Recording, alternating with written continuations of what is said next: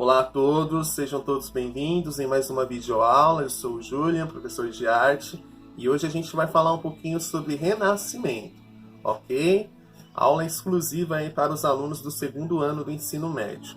Bom, gente, quando a gente fala de renascimento, renascer, né? Então, se a gente pega a nossa linha do tempo, início, meio e fim, a gente estava no centro, né? A gente estava trabalhando a ideia da Idade Média, da Igreja Católica, né? Do teocentrismo, que favorece Deus no centro do universo. Porém, o Renascimento ele vai retomar a ideia da Grécia Antiga, o antropocentrismo, ou seja, o homem no centro do universo. Por quê, gente? Renascimento, renascer, ressurgir a ideia da Grécia Antiga, onde os filósofos trabalhavam aquela ideia da lógica, da razão, do estudo, do homem, né?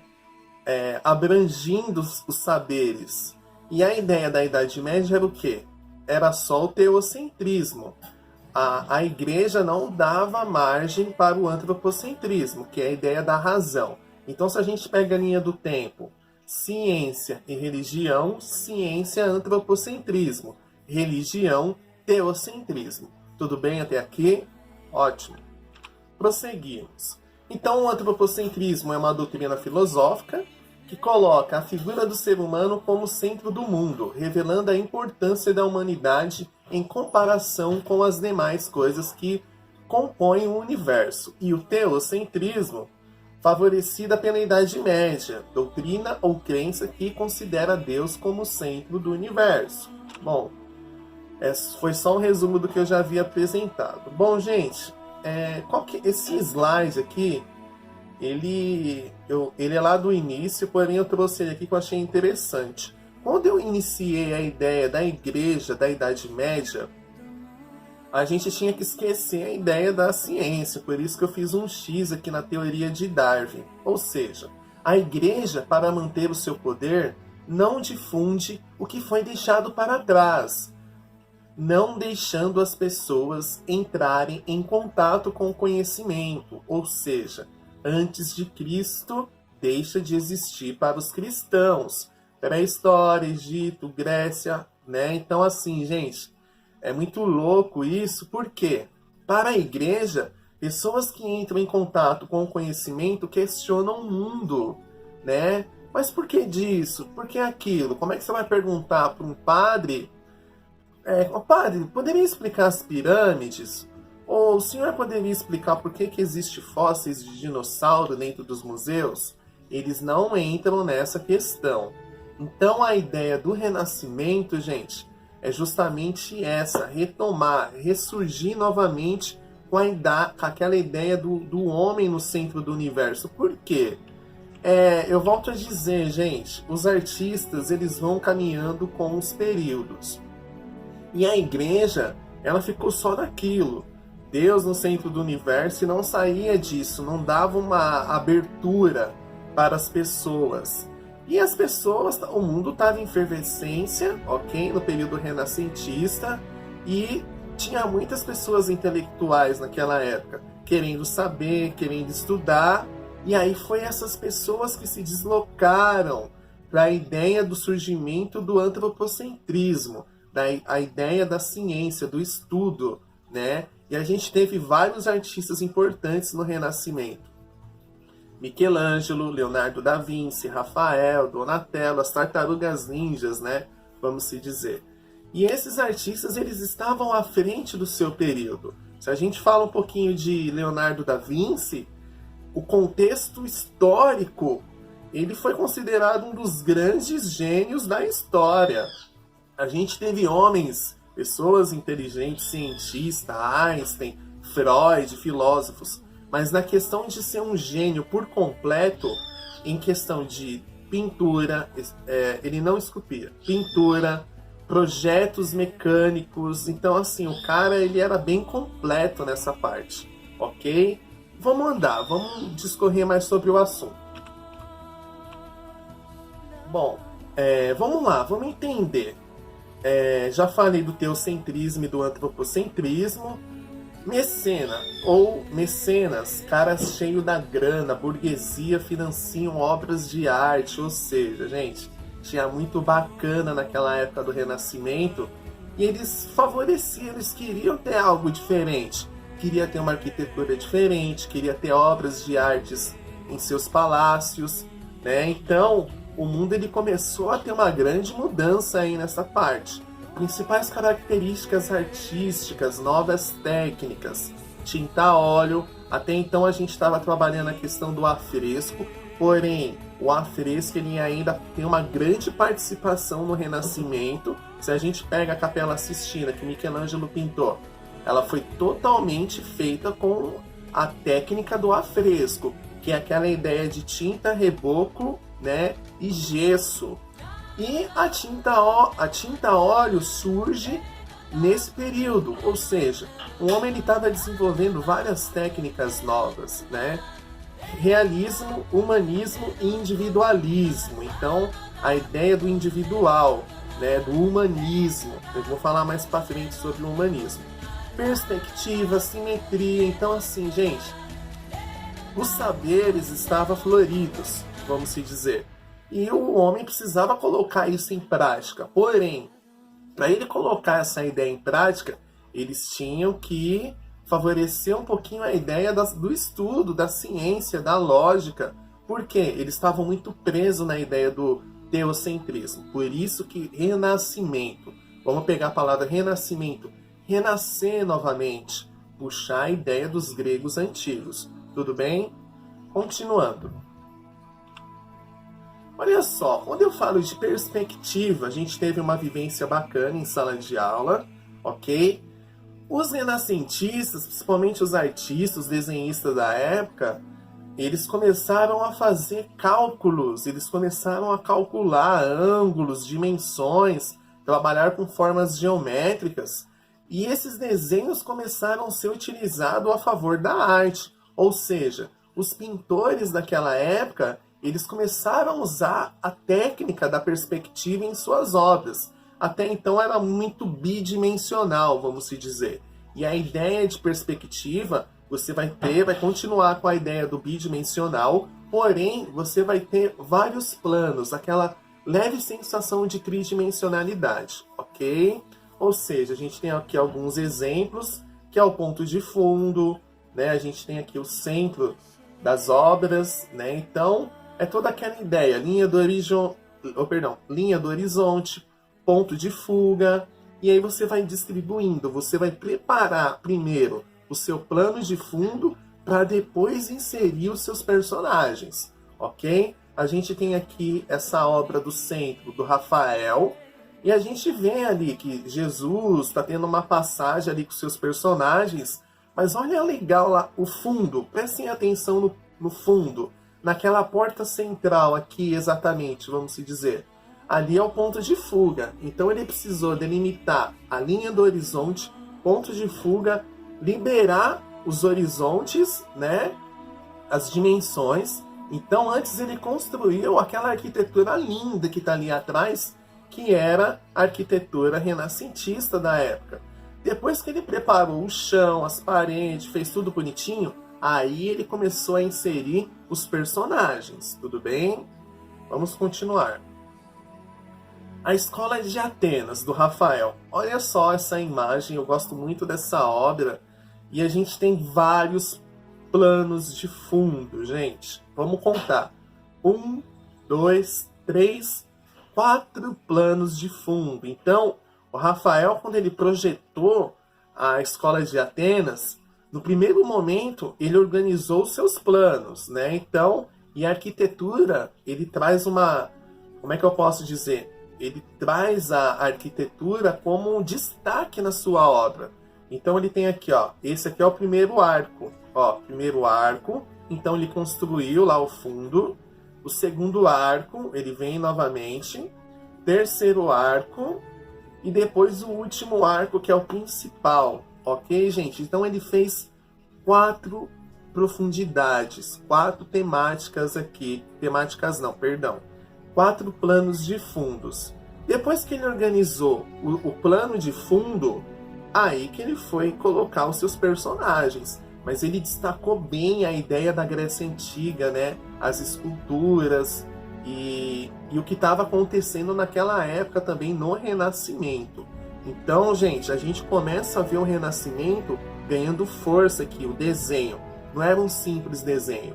Os artistas, eles estavam calculando, eles estavam somando, eles estavam preparando ali como se fosse uma planta para depois inserir os seus personagens. A maior preocupação dos artistas era justamente o plano de fundo, preparar primeiramente o plano de fundo para depois trazer o assunto principal. Tudo bem, pessoas? E na escola de Atenas, a gente vê vários personagens aqui. Vamos caminhar. Esse aqui é o quadro original, não está numa resolução, peço desculpas, uma resolução bacana, mas para a gente entender, aqui eu tenho um quadro com zoom, uma determinada parte, né? E aqui eu tenho a ideia de perspectiva, ou seja, eu aproveitei já que eu encontrei essa imagem na internet. Olha só como que o Rafael organizou aqui. Então ele traçou a linha do horizonte é essa aqui, vamos imaginar. Linha do horizonte, ou seja, ele dividiu ali a sua tela ao meio, ok? Descobriu o centro da sua tela, marcou o ponto de fuga, que é o ponto de saída, ok? E se a gente olha aqui na imagem anterior, o ponto de saída é justamente entre a mão dos dois filósofos aqui, ok? Continuando. E a partir do ponto de fuga, ele foi criando os seus diversos planos de fundo, ok, gente? Então é muito legal essa ideia do Renascimento, porque eles acabam trazendo elementos novos para suas obras artísticas. Tudo bem? Aqui a gente tem alguns exemplos, né? Para se construir uma rua ou um determinado ambiente, um cômodo, muitas pessoas utilizam a técnica da perspectiva até hoje. Vamos lá, vamos caminhar. Bom, vamos entender aqui. Depois que a gente entendeu como que o Rafael organizou as suas ideias, o seu plano de fundo, aí que ele vem inserir os seus personagens. Então a gente tem aqui a Escola de Atenas, 1508, tudo bem? Vamos entender. Então a gente tem aqui, eu fiz uma marcação. Lembra que eu falei do resgate das esculturas clássicas gregas? Então aqui ele faz o Apolo, que representa a racionalidade.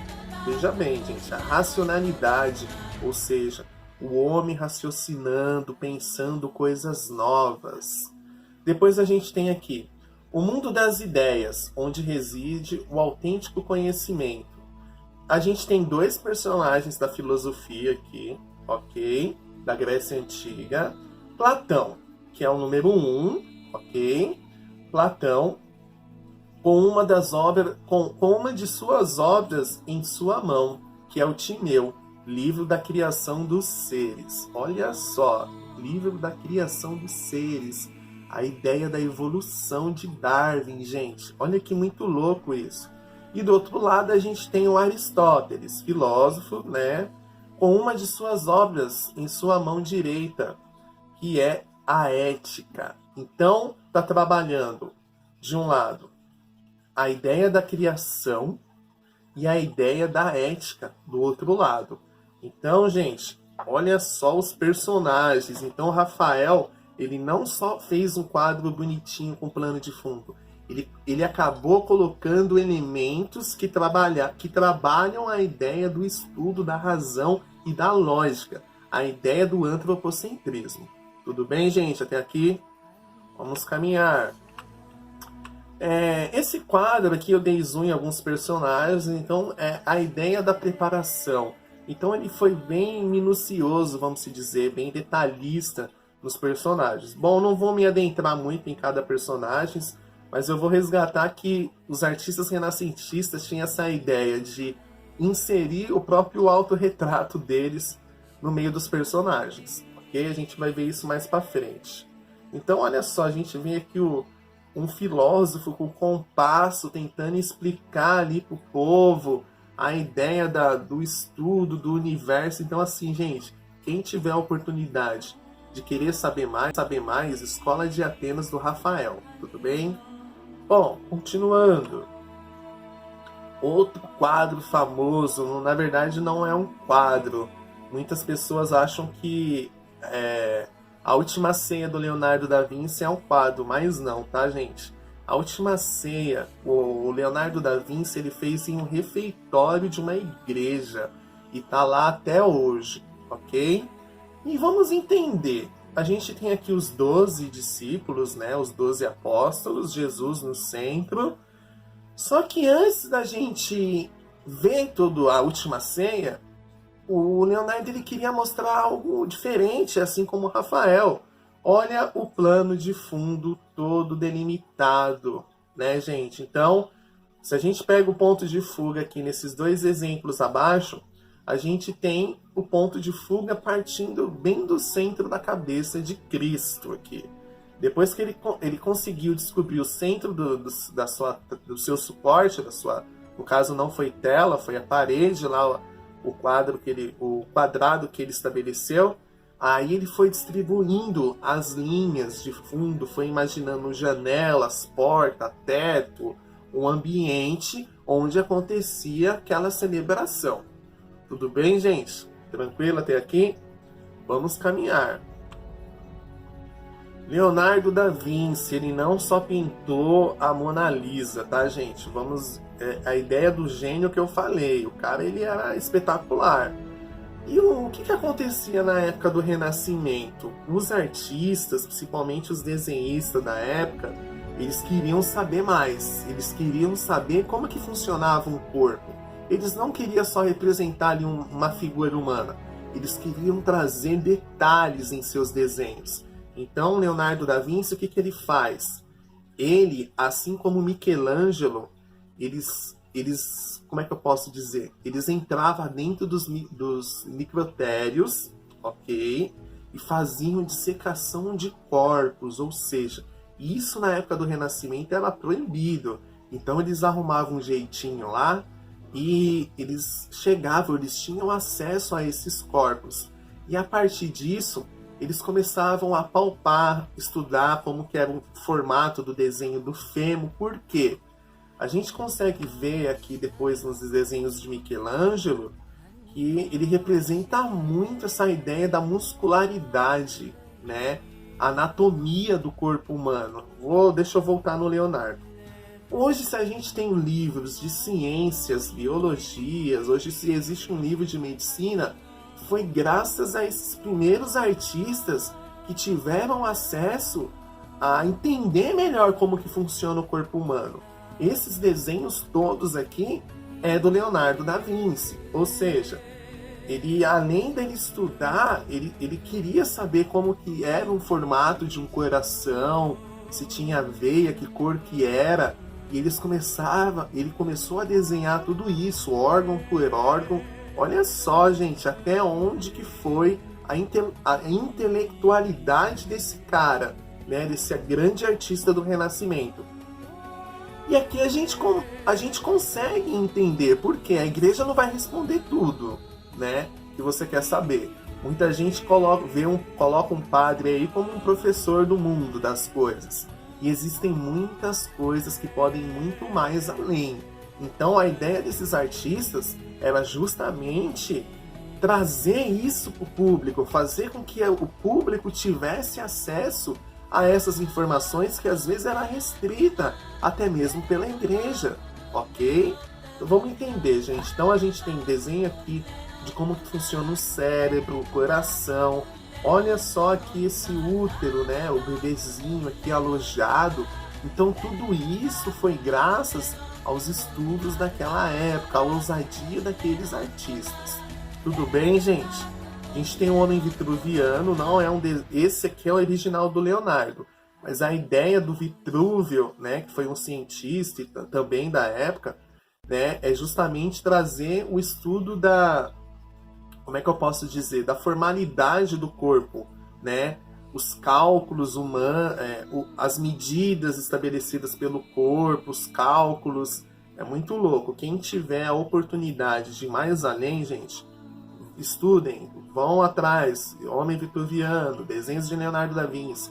E a gente tem o Leonardo como grande projetista de grandes acontecimentos aí. Antes do helicóptero surgir, 500, quase 600 anos atrás, o Leonardo já tinha desenvolvido o protótipo do helicóptero, né? A gente tem a ideia das guerras. Muitos dos desenhos do Leonardo foram resgatados para a criação de, como é que eu posso dizer, de equipamentos para ser utilizado nas batalhas na guerra, porque ele já tinha criado alguns protótipos de canhões, né,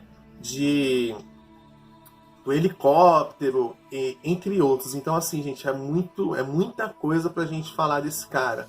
Então, Leonardo, ele não só pintou a Mona Lisa, mas ele foi um grande artista ousado daquela época, tudo bem?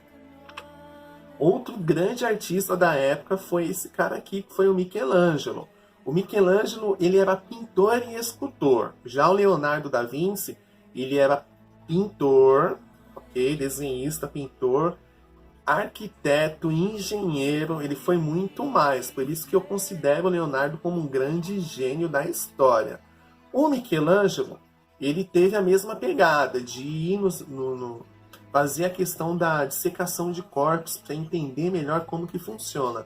Por isso que a gente consegue entender melhor aqui, quando a gente olha um desenho do Michelangelo, a gente consegue ver um grande excesso aqui de músculo, né? A gente tem aqui uma parte do juízo final, que eu vou falar mais para frente.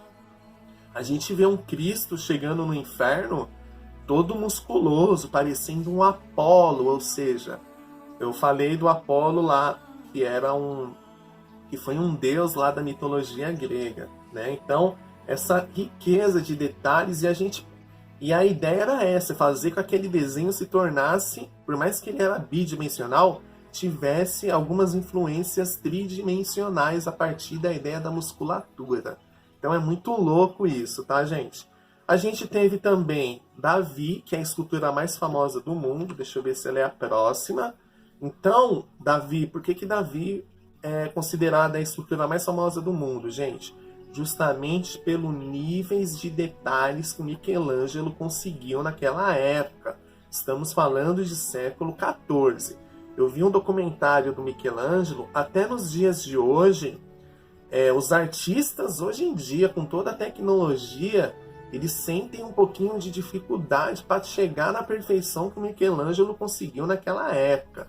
Então, além de desenhista, ele era escultor. Então, ele batia mesmo lá o cinzel, o martelo no cinzel, e ele trabalhava em cima de uma pedra extremamente rígida, que era um mármore, ok? Então, a gente tem aqui o Davi de Michelangelo, e a gente a gente começa a notar a ideia das figuras nu, né? Sem roupa. As pessoas que não entendem já julgam, esse cara tá pelado aí, né? O que acontece, gente? O Renascimento, ele foi um período importante para a história da arte, justamente por retratar as pessoas sem roupa. Por quê? Eles queriam mostrar o quê? O belo, a beleza do corpo humano. E o próprio Michelangelo falou, não tem como eu retratar o belo coberto. Não existe isso. Então, o Davi está totalmente nu, porque ele queria mostrar para as pessoas até onde ia a capacidade dele. Então, a gente vê aqui a mão, as veias, as artérias. A gente tem aqui um bumbum, né, vamos dizer, muito bem construído. A ideia da luz batendo. Então, gente, a gente tem um Davi, é o mesmo Davi lá do conto bíblico, Davi e Golias, ok? Só que a gente tem um Davi gigantesco aqui, um comparativo com esses homens aqui. O Davi, ele mede mais de 5 metros, então é um bloco de mármore gigantesco que o artista utilizou para fazer o mesmo, tá bom? Então, vamos focar na ideia do belo, gente, da beleza. Quando vocês encontrarem uma obra artística e essa obra estiver sem roupa, não se assustem. A ideia dos artistas naquela época era justamente mostrar a questão da beleza humana, do corpo, o humanismo, o naturalismo, tudo bem? O natural. Continuando, Outra obra fantástica de Michelangelo foi a Pietà, gente. Eu trouxe algumas imagens aqui, consegui, e a gente vê a perfeição que o artista teve para construir essa obra. É uma bela precisão. E foi muito legal porque a maioria das obras encomendadas para o Michelangelo vinha da igreja, né? Então a igreja, elas começaram a usar os artistas ao seu favor, né? Então a ideia de ter pintura dentro da igreja, escultura, ornamentos, uma arquitetura diferente, vem justamente desses artistas naquela época que foram ousados. E um fato interessante na Pietà, que quando Michelangelo mostrou ela, revelou ela pela primeira vez, muita gente ficou deslumbrado com aquela escultura, né? E queria saber quem que era o artista e ficou muito famoso. Porém, naquela época os artistas não assinavam as esculturas com temáticas religiosas, né? Porque a autoria, como era uma encomenda, não era legal você colocar sua assinatura em uma obra divina, né? Você imagina lá um padre de um santo, de um deus, você está lá orando e está vendo o nome do artista, não é legal. Porém, o Michelangelo teve alguns probleminhas nessa encomenda com o Papa não pagou ele direito, teve aquela intriga e tal, e o que ele fez? Ele foi lá, escondido, pegou a Pietà e cravou o nome dele no manto da Virgem Maria. Então a Pietà é a Virgem Maria segurando o corpo de Jesus, né? Então é muito perfeito. Eu não tenho detalhes aqui da assinatura dele, mas quem tiver a oportunidade, vocês vão encontrar aqui, ó, no manto, escrito Michelangelo. Ok? Continuando. Bom, gente, então quando a gente fala de arte, pintura, escultura, dança, teatro, fotografia, HQs, arquitetura, né? A gente está trabalhando a ideia de arquitetura desde a pré-história. Lembra que eu falei das cavernas, blá blá blá? E a arquitetura, ela ganha uma grande força aqui. Por quê? Justamente pelo fato dos estudos profundos. A ideia de trabalhar a racionalidade, o equilíbrio e a simetria de suas formas, né? Vamos lá. Peço desculpa, gente. Bom, Renascimento, renascer a ideia da arte clássica. Do lado esquerdo eu tenho a Grécia Antiga, né? E do lado de cá eu tenho a arquitetura renascentista. Os renascentistas, eles trazem novamente a ideia dos frontões, das colunas gregas e depois as cúpulas, né? Que era algo que não tinha. As cúpulas, elas caracterizavam aquela ideia do céu. Então, eu vou ver se eu tenho uma imagem aqui. Então, quem tem a oportunidade de entrar numa igreja que tem a cúpula, é a janela central. Então, você olha para aquilo, você fala, nossa, dá aquela sensação de céu, de paraíso. Em muitas das cúpulas ali tem desenhos de anjos, arcanjos e querubins. Tudo bem? Então, a ideia da arquitetura renascentista é justamente essa, gente. Resgatar algumas características da Grécia Antiga. Por quê?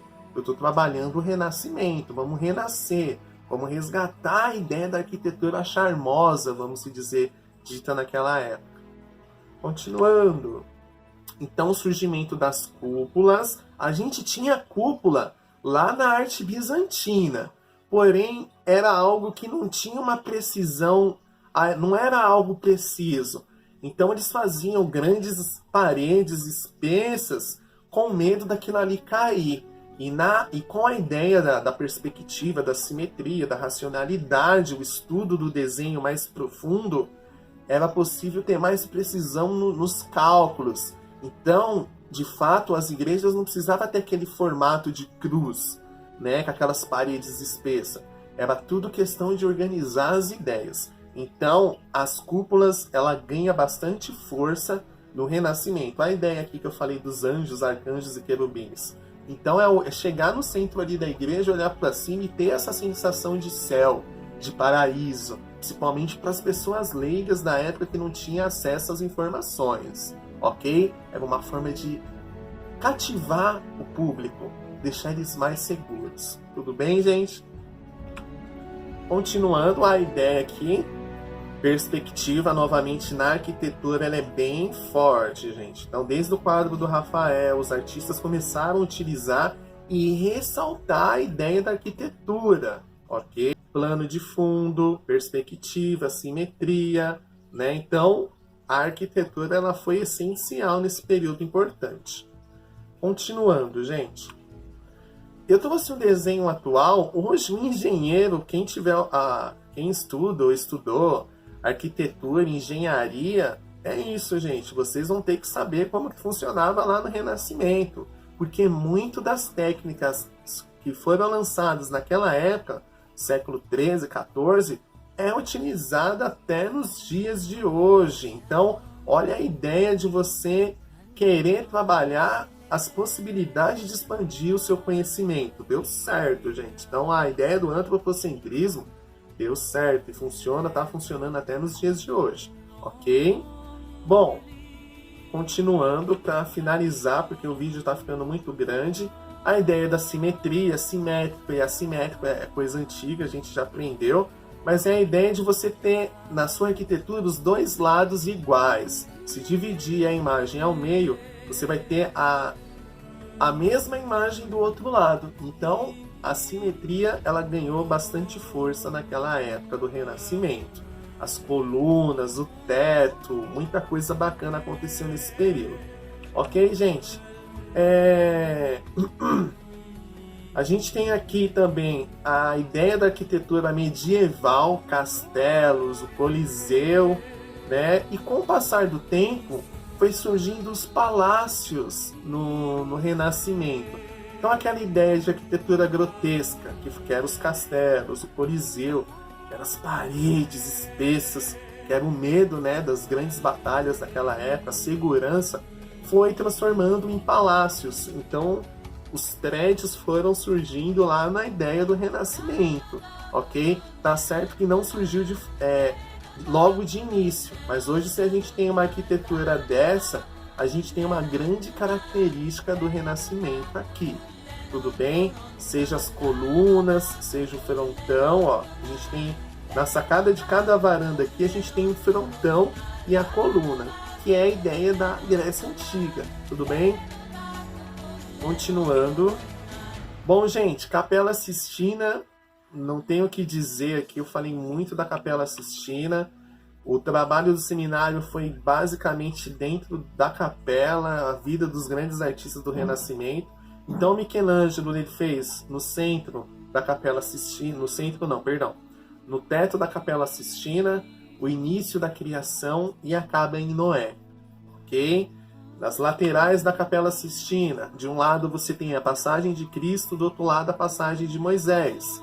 Tudo bem? E olha só a ideia da perspectiva, plano de fundo, tudo muito bem estudado e elaborado, trabalhado naquela época, ok? Uma parte da outra lateral. E a gente tem o juízo final no centro. Então, teto, laterais e fundo abrange todo um contexto religioso. Quem tiver a oportunidade, conheçam, gente, que a Capela Sistina é no Vaticano, onde acontece as reuniões papais, onde eles se reúnem para discutir a ideia das eleições papais, etc. Ok? A gente tem aqui o Apolo, né, que eu falei que é Cristo chegando no inferno com seus apóstolos, com a Virgem Maria, né, para resgatar a alma daqueles que não tinham conhecido a sua profecia. Olha que muito louco isso. A gente tem anjos descendo, tocando as trombetas, mostrando o livro do pecado e o livro da salvação. A gente vê o tamanho.